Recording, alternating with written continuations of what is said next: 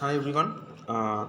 আমার এই ভিডিওটাতে তোমাদের যে আপকামিং সেমিস্টার এক্সামিনেশানস আছে সেই এক্সামিনেশান সংক্রান্ত আমি কিছু সাজেস্টিভ টপিকস তোমাদের সঙ্গে আলোচনা করব এবং এই ভিডিওটাকে আমরা দুটো ভাগে ভাগ করে নেব, কারণ অনেক টপিকস আছে, অনেক কটা চ্যাপ্টার আছে এবং আমরা দুটো ভিডিও সেই কনটেক্সটে বানাবো। তাহলে আমাদের সেটা হচ্ছে একদম ফার্স্ট চ্যাপ্টারটা যদি তোমরা ধরো, সেটা হচ্ছে যে তোমার বেসিক্স অফ এনভায়রনমেন্ট। সেটা হচ্ছে তোমার বেসিক্স অফ এনভায়রনমেন্ট। তাহলে এই টপিকে বা এই চ্যাপ্টারে যে কোয়েশ্চেন্সগুলো আমরা রেডি করব বা যে টপিকসগুলো রেডি করব, সেটার মধ্যে প্রথম হচ্ছে যেটা করবে সেটা হচ্ছে you will prepare a definition of the environment and at the same time you will also discuss the different types of environment. তাহলে এই টপিকে তোমরা কী কী স্টাডি করবে? এখানে তোমরা স্টাডি করবে যে পরিবেশের সংজ্ঞা এবং তার সঙ্গে যে বিভিন্ন ধরনের পরিবেশগুলো নিয়ে আমরা আলোচনা করেছি, ভৌত পরিবেশ, সামাজিক পরিবেশ, জৈব পরিবেশ, অজৈব পরিবেশ ইত্যাদি, এগুলো নিয়ে তোমরা স্টাডি করবে। Next, you will definitely prepare about the components of the earth's environment. You will definitely prepare the components of the earth's environment. আমাদের পৃথিবীর যে পরিবেশ, তার যে বিভিন্ন উপাদান, সেই উপাদানগুলোর সম্বন্ধেও কিন্তু তোমরা একটু জেনে রাখবে। এরপর একটা পার্টিকুলার টপিক নিয়ে একটু ডিটেলসে পড়বে বা জেনে রাখবে, সেটা হচ্ছে কালচারাল বা সোশ্যাল এনভায়রনমেন্ট, বা যেটাকে আমরা সামাজিক পরিবেশ বলছি। So please prepare a note on the cultural or social environment. এছাড়া যে বিষয়গুলো নিয়ে পড়তে হবে সেটা হচ্ছে তোমার ইম্পর্টেন্স অফ এনভায়রনমেন্টাল স্টাডিজ, পরিবেশবিদ্যার গুরুত্ব, importance of environmental studies, and you will also study the multidisciplinary nature of environment. এছাড়াও যেটা পড়বে সেটা হচ্ছে তোমার পরিবেশবিদ্যা যে একটি বহুমাত্রিক বিষয়, এ নিয়েও কিন্তু কোয়েশ্চেন হতে পারে। তাহলে এইটা ছিল তোমাদের প্রথম চ্যাপ্টারের সম্ভাব্য টপিকসগুলো। আমি আরেকবার বলে দিচ্ছি: পরিবেশের সংজ্ঞা, পরিবেশের বিভিন্ন ধরন, definition of environment, different types of environment. তারপরে কি, পরিবেশের, পৃথিবীর যে পরিবেশ তার বিভিন্ন উপাদান, সেগুলি সম্বন্ধে পড়তে হবে। That is the components of the different components of the earth's environment. তারপর you will prepare a note on cultural environment or social environment. তাহলে একটা নোট বানাবে কার ওপরে? সামাজিক বা কালচারাল এনভায়রনমেন্টের ওপরে। Then you will study the importance of environmental studies, পরিবেশবিদ্যার যে গুরুত্ব সেটা নিয়ে পড়তে হবে। এবং এছাড়া পড়বে the multidisciplinary nature of the environment, পরিবেশ environmental studies, multidisciplinary nature of environmental studies. পরিবেশবিদ্যা যে একটি বহুমাত্রিক বিষয়, এই বিষয়ও কিন্তু মনে রাখতে হবে। এরপর আমরা চলে আসবো to the second chapter, that is on natural resources, বা যাকে আমরা বাংলায় বলে থাকছি প্রাকৃতিক সম্পদ। ন্যাচারাল রিসোর্সেস ইংরেজিতে, আর বাংলায় হচ্ছে প্রাকৃতিক সম্পদ। তাহলে in this chapter you will first study the definition of the resource and you will also study the classification of the resource. তাহলে এই চ্যাপ্টারে প্রথমে যেটা পড়বে সেটা হচ্ছে সম্পদ কাকে বলে এবং প্রাকৃতিক সম্পদের যে শ্রেণীবিন্যাস, সেটাও কিন্তু পড়ে রাখতে হবে। তাহলে ফার্স্ট পড়বে ডেফিনেশন অফ রিসোর্স, সম্পদের সংজ্ঞা, and classification of the various types of resources, তার মানে তোমার সম্পদের শ্রেণীবিভাগ। Then you will prepare a general essay on the problems associated with the over exploitation and over extraction of resources. So then you will prepare a general essay on the problems associated with over extraction and over exploitation of resources. তাহলে এরপর যেটা পড়তে হবে সেটা হচ্ছে যে আজকের পৃথিবীতে যে আমরা সম্পদগুলিকে অতিরিক্ত পরিমাণ ব্যবহার করছি, সেই ব্যবহারের ফলস্বরূপ যে সম্পদ সংকট সৃষ্টি হচ্ছে, তার ওপর একটি রচনাধর্মী প্রশ্ন কিন্তু হতেই পারে। তাহলে over extraction and over exploitation of resources and it's associated effects. তাহলে এই বিষয়ে কিন্তু পড়ে রাখতে হবে যে আজকের পৃথিবীতে যে আমরা অতিরিক্ত পরিমাণ সম্পদ ব্যবহার করছি, তার সংক্রান্ত যে সম্পদ সংক্রান্ত যে সমস্যাগুলি কী কী উদ্ভব হচ্ছে, সেগুলো পড়ে রাখতে হবে। Then you will study about the importance of forest. You will study the importance of forest. এরপর যেটা পড়তে হবে সেটা হচ্ছে অরণ্যভূমির গুরুত্ব বা অরণ্যের গুরুত্ব, and obviously you will also be studying the causes and impacts of deforestation. So you will study causes and impacts of deforestation. তাহলে বনভূমি বিনষ্ট হওয়ার যে কারণ এবং তার প্রভাব, এই দুটিও কিন্তু আমাদেরকে পড়ে রাখতে হচ্ছে পরীক্ষার জন্য। তাহলে কি কি পড়লাম? প্রথমত যেটা পড়তে হলো সেটা হচ্ছে যে অরণ্যের গুরুত্ব, এবং দ্বিতীয়ত হচ্ছে তোমার অরণ্য বিনষ্ট হওয়া বা অরণ্যভূমি ধ্বংস হওয়ার যে কারণ ও তার প্রভাবগুলি নিয়েও আমাদেরকে পড়ে রাখতে হবে। Then you will study about forest conservation, the various steps of forest conservation. তাহলে অরণ্য সংরক্ষণের যে বিভিন্ন উপায়গুলি নিয়ে আমরা আলোচনা করেছি সেগুলো অবশ্য করেই পড়ে রাখবে। And you will lay special focus on what we call as say joint forest management, social forestry, agroforestry, sacred groves. So these are the special topics pertaining to forest conservation which you must study. কি কি বললাম? joint forest management, social forestry, agroforestry and sacred groves. তাহলে বাংলায় বলতে গেলে যেটাকে আমরা সামাজিক বনসৃজন বলি, সেই সামাজিক বনসৃজনের ওপর একটু বিশেষ আমাদেরকে গুরুত্ব দিয়ে অরণ্য সংরক্ষণের উপায়গুলি পড়তে হবে। So pertaining to forest you will study importance, causes and impacts of deforestation, forest steps of forest conservation, and you will lay a special what you can say focus on the joint forest management, social forestry, agroforestry and sacred groves. Acha. Then we will come down to water.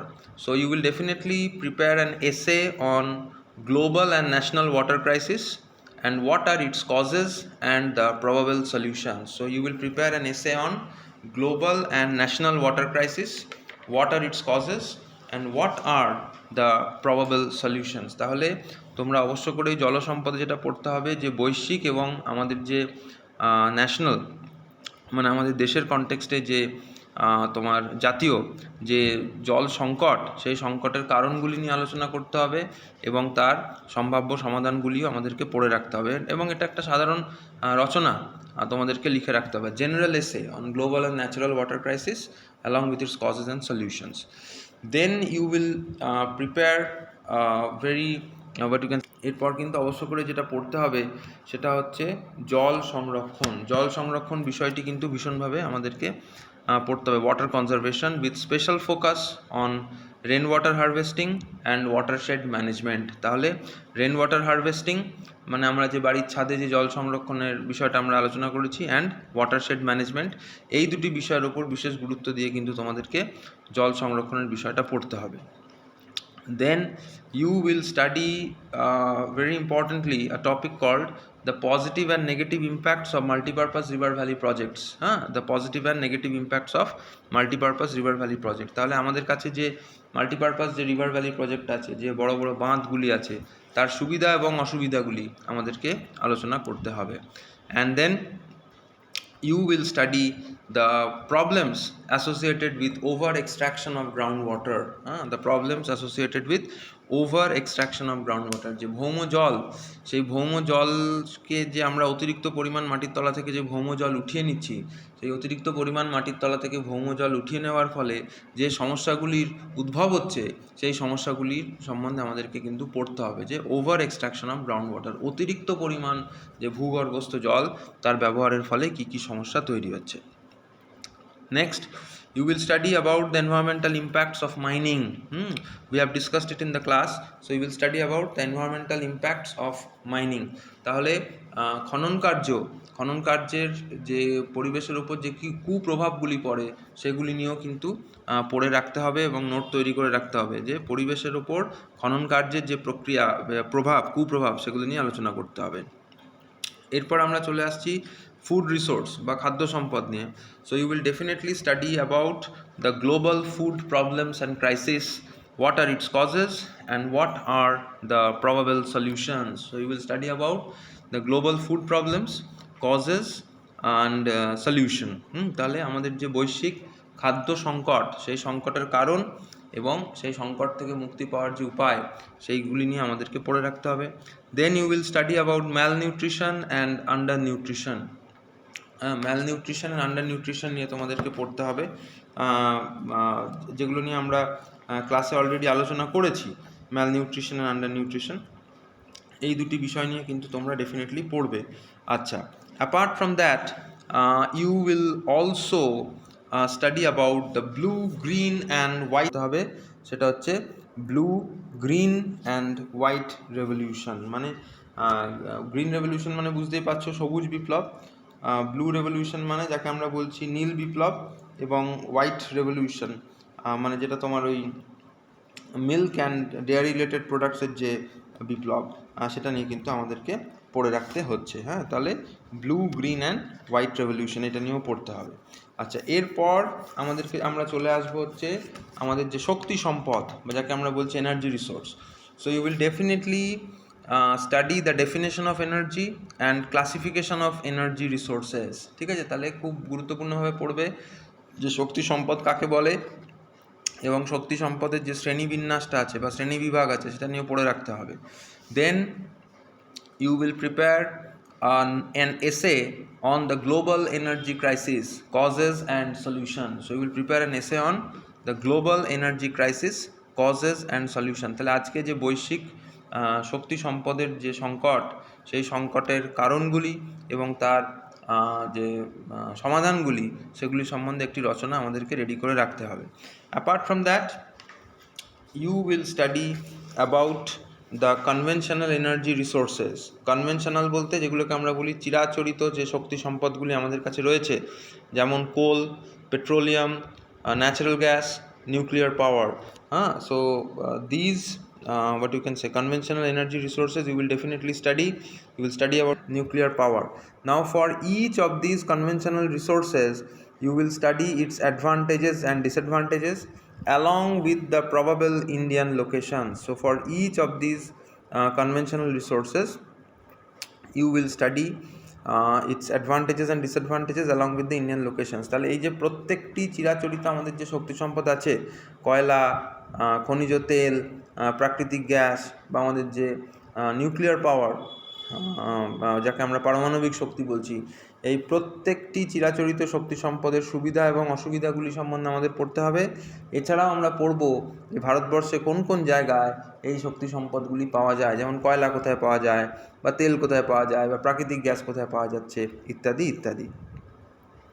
Then you will also study about the various non-conventional energy resources. এছাড়াও আমরা পড়ব যে অচিরাচরিত যে শক্তি সম্পদগুলি আছে, যেমন ধরো solar energy, wind energy, geothermal energy, tidal energy, biomass energy. তাহলে what are the non-conventional energy resources about which we shall study?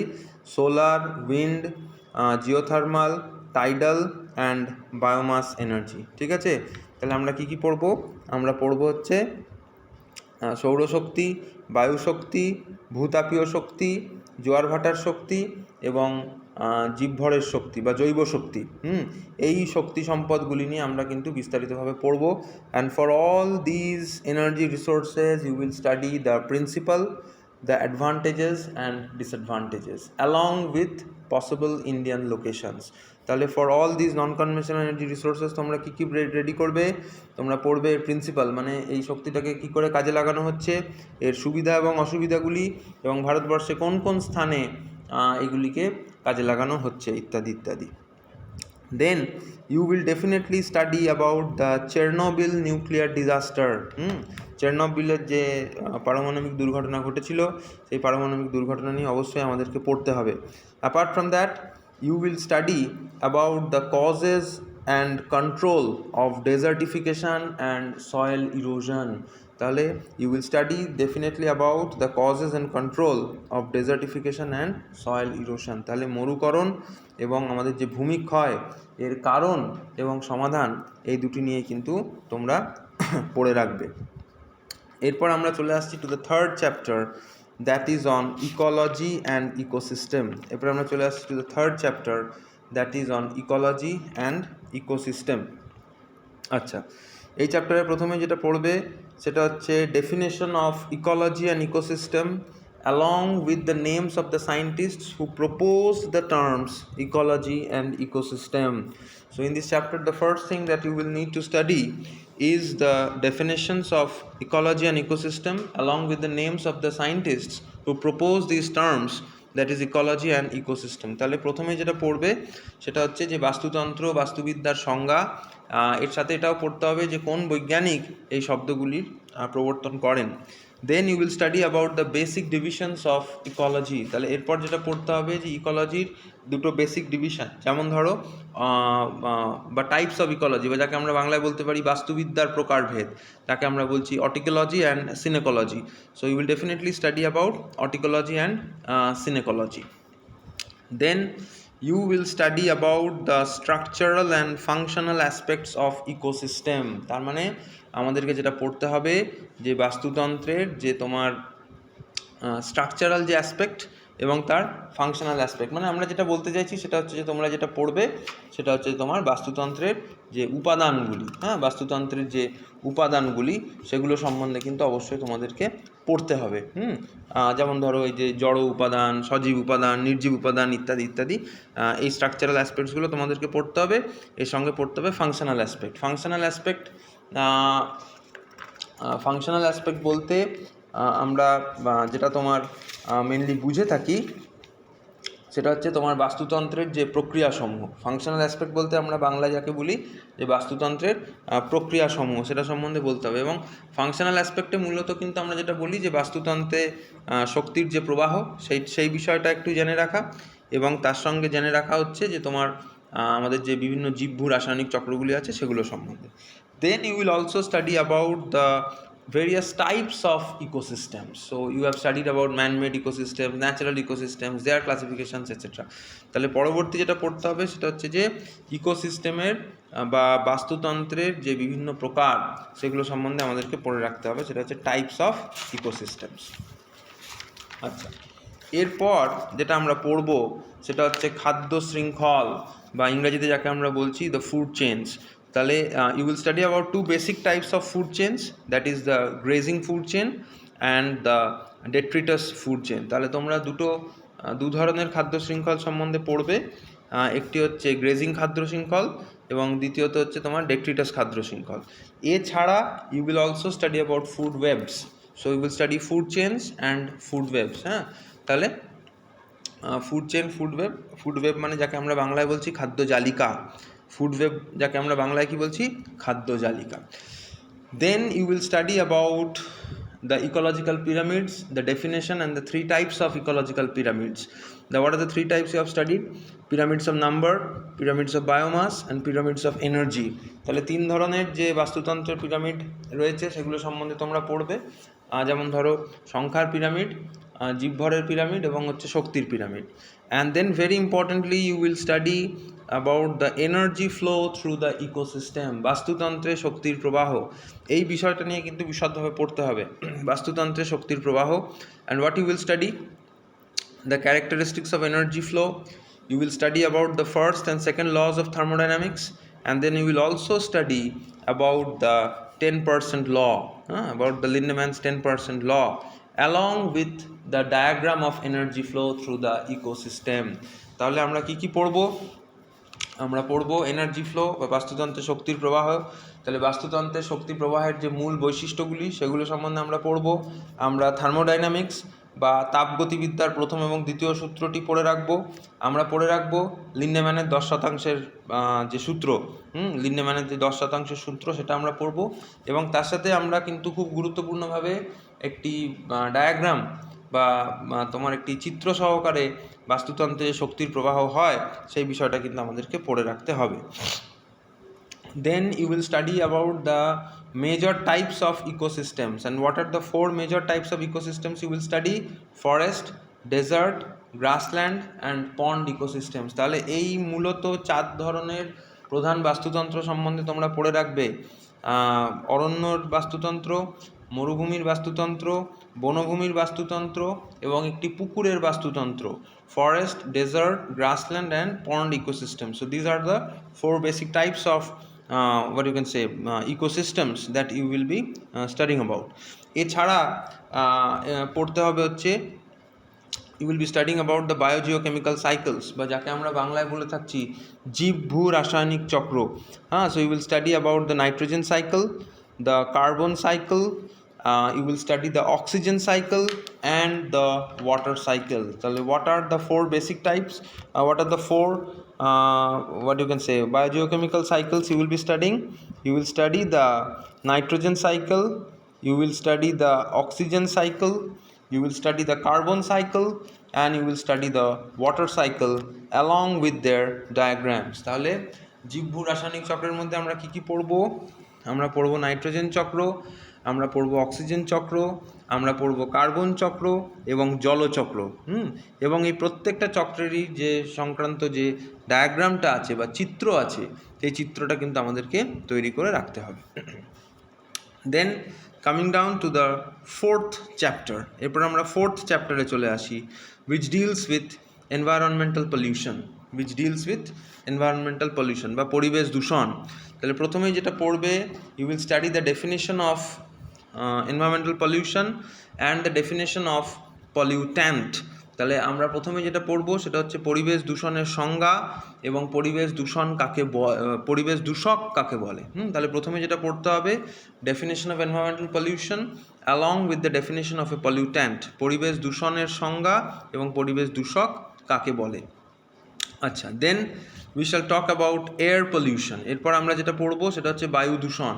So you need to know what are the topics you should be studying in air pollution. So you will studying about the definition of air pollution, the various sources of air pollution, along with the primary and secondary air pollutants. So what are the topics which you will be studying here? So first you will be studying the definition of air pollution. You will study about the sources of air pollution and the primary and secondary air pollutants. তাহলে বায়ু দূষণে প্রথমে যেটা পড়তে হবে সেটা হচ্ছে বায়ু দূষণের সংজ্ঞা, দ্বিতীয়ত পড়বে হচ্ছে বায়ু দূষণের উৎসগুলি কী কী, এরপর পড়তে হবে যে প্রাইমারি এবং সেকেন্ডারি যে বায়ু দূষক, মানে তোমার প্রাথমিক এবং গৌণ যে বায়ু দূষকগুলি আছে সেগুলো সম্বন্ধে আমাদেরকে পড়তে হবে। Then you will study about the impacts of air pollution on human health and the environment. This is a very important topic. So you will study about the impact of air pollution on human health and the environment. তাহলে বায়ু দূষণের যে সামগ্রিকভাবে মানুষের স্বাস্থ্যের ওপর এবং সামগ্রিক পরিবেশের ওপর যে কুপ্রভাব পড়ে সেই বিষয়টা নিয়ে কিন্তু একটা রচনাত্মক উত্তর আমাদের তৈরি করে রাখতে হবে। And then you should also prepare a few points about air pollution control. তাহলে বায়ু দূষণ নিয়ন্ত্রণের উপায়গুলি সম্বন্ধে আমাদেরকে জেনে রাখতে হবে। So you will study a few points about air pollution control. Then we shall come down to water pollution. So in water pollution you will again study the definition and sources of water pollution along with point and non-point sources of water pollution. So I am repeating. So in water pollution you will be studying the definition and sources of water pollution along with point and non-point sources. তাহলে জলদূষণের ক্ষেত্রে প্রথমে জলদূষণের সংজ্ঞা, জলদূষণের উৎস এবং তার সাথে হচ্ছে point source এবং নন পয়েন্ট সোর্স, জলদূষণের পয়েন্ট সোর্স এবং নন পয়েন্ট সোর্স কাকে বলে। Then you will study about the different types of water pollutants. তারপর পড়তে হবে যে বিভিন্ন প্রকারের যে জলদূষক রয়েছে সেগুলো সম্বন্ধে আমাদেরকে জানে রাখতে হবে। Along with that you will study the definition of BOD and COD. তাহলে এর সাথেও কিন্তু বিওডি এবং সিওডি এই দুটি শব্দের সংজ্ঞা আমাদেরকে পড়ে রাখতে হবে। বিওডির অর্থ বায়োকেমিক্যাল অক্সিজেন ডিমান্ড, সিওডির অর্থ কেমিক্যাল অক্সিজেন ডিমান্ড। কিন্তু শুধু অর্থ লিখলে হবে না, ডেফিনেশনস লিখতে হবে। Then you will also prepare a note on eutrophication. এছাড়া ইউট্রফিকেশন বা অতি পৌষ্টিকতার উপরে একটি নোট আমাদেরকে লিখে রাখতে হচ্ছে। দেন you will study two particular diseases, its symptoms and where it had occurred, মানে what is the cause, that is you will study about the Minamata disease and you will study about the Itai disease. You will study about the Minamata disease and you will study about the Itai disease. Minamata এবং Itai এই দুটি disease সম্বন্ধে তোমাদেরকে কিন্তু বিশেষভাবে পড়তে হবে। Then you will also study about arsenic pollution in West Bengal. ঠিক আছে, তাহলে পশ্চিমবাংলায় এবং বাংলাদেশে যে আর্সেনিকের সমস্যা রয়েছে সেইটার উপরেও কিন্তু একটি উত্তর তৈরি করে রাখতে হবে। So will study about the arsenic pollution in West Bengal and Bangladesh. আচ্ছা, এছাড়া থাকলো ground water pollution. You will study the topic of groundwater pollution, its causes and control. তাহলে আমাদের যে ভৌম জল বা ভূগর্ভস্থ জল তার দূষণ, সেই দূষণের কারণ এবং সেই দূষণ থেকে মুক্তি পাওয়ার উপায়গুলি নিয়ে আমাদেরকে পড়তে হবে। Apart from that, please study the WHO limits. WHO মানে world health organisation. Please study the WHO limits of drinking water pertaining to mercury, arsenic, lead, iron and fluoride. আমি আরেকবার বলছি, please study the WHO limits of drinking water pertaining to mercury, arsenic, lead, iron and fluoride। তাহলে বিশ্ব স্বাস্থ্য সংস্থা বা world health organisation পানীয় জলের ক্ষেত্রে যে লিমিটসগুলো দিয়েছে, যে পানীয় জলে কতটা আর্সেনিক থাকার কথা, পানীয় জলে কতটা মার্কারি থাকার কথা, বা সীসা থাকার কথা, বা লোহা থাকার কথা, বা ফ্লোরাইডস থাকার কথা, এই লিমিটস যেগুলো আমি বললাম সেগুলো পড়লেই হবে। Mercury, arsenic, lead, iron and fluorides। এছাড়া পড়বে, you will definitely study about the water pollution control. এছাড়া কিন্তু পড়ে রাখতে হবে জল দূষণের নিয়ন্ত্রণের যে উপায়, সেই উপায়গুলি সম্বন্ধে আমাদেরকে পড়ে রাখতে হবে। Then you will study about 3 more or rather 4 more types of pollutions, that is noise pollution, thermal pollution, pesticide pollution and radioactive pollution। ঠিক আছে, তাহলে এছাড়া আমরা কী কী ধরনের পলিউশনস নিয়ে পড়ে রাখবো? এছাড়া আমরা পড়ে রাখবো হচ্ছে শব্দ দূষণ, তাপীয় দূষণ, কীটনাশকের কারণে যে দূষণ এবং তেজস্ক্রিয় পদার্থ সংক্রান্ত যে দূষণ। So you will study about noise pollution, thermal pollution, pesticide pollution and radioactive pollution. So for all these pollutions, study the source, the cause, effects and control. So you will study about the source, effects and control. তাহলে কি কি পড়তে হবে? যে এই যে দূষণগুলো, অর্থাৎ শব্দ দূষণ, তাপীয় দূষণ, কীটনাশকের কারণে যে দূষণ, বা তোমার তেজস্ক্রিয় পদার্থের কারণে যে দূষণ, সেই দূষণগুলোর উৎস, প্রভাব এবং নিয়ন্ত্রণ কী করে করা যেতে পারে। So with that, I come to the conclusion of my first lecture, and soon I'll be uploading the second lecture of suggestions pertaining to the remaining topics. Thank you.